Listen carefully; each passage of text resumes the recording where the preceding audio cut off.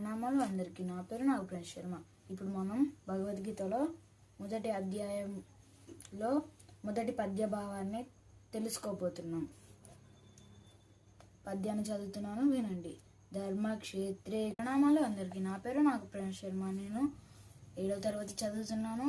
ఇప్పుడు మనం భగవద్గీతలో ప్రథమ అధ్యాయంలో ప్రథమ శ్లోకాన్ని, దాని భావాన్ని తెలుసుకోబోతున్నాం.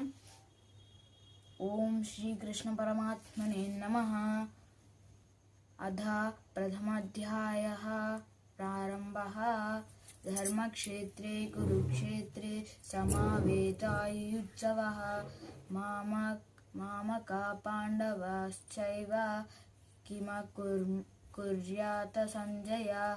భావాన్ని తెలుసుకోబోతున్నాం.